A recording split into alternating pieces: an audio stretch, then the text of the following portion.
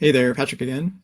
In a previous long form video, I went through the five basic phases of the sales process, buying process, and then the five roles or hats that your sales team might be wearing at any given time.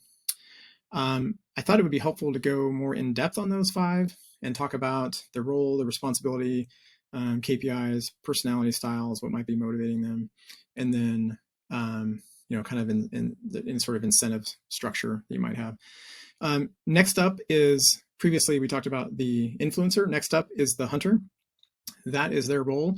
Their responsibility ideally is just targeting and qualifying actual opportunities. If your influencer did a good job on storytelling and spreading the word and has laid a good foundation, their job gets much easier because the people they come in contact already know who you are, maybe even know what you offer. So that's their responsibility. If they're doing anything beyond targeting and qualifying specific opportunities or deals, you're somewhat limiting your growth of your company.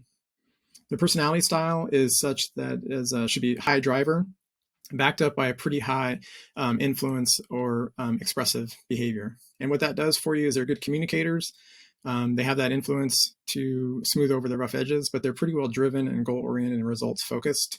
They'll kick down doors and they don't care about no's and they don't care about people turning them down. They'll just keep pursuing. So, and they will have a good time doing it. So they're usually pretty well motivated by money and results and goals. So you would want to set up a good incentive structure and good KPIs. KPIs for good drivers good hunters would be, centered around deals, specific opportunities. You could have a decent amount of business development activities attached to those KPIs. So it might be a number of in-person meetings, might be tours of your facility or on-site tours of your customer, whatever your business model supports.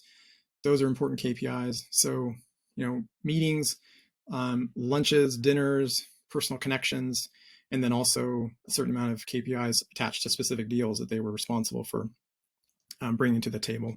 So those are some good KPIs. Incentive structure for successful hunters ideally is pretty high incentive pay with lower base pay. So to give you an idea, your base pay might be 20 to 60% of their pay, and with the balance being incentive structure tied to those KPIs and tied to company performance or individual deal performance. So those are the key kind of functions of that hunter role. Just a word on incentive pay, the higher percentage of the incentive pay for your hunters, the faster the growth and sales growth of your company is going to be.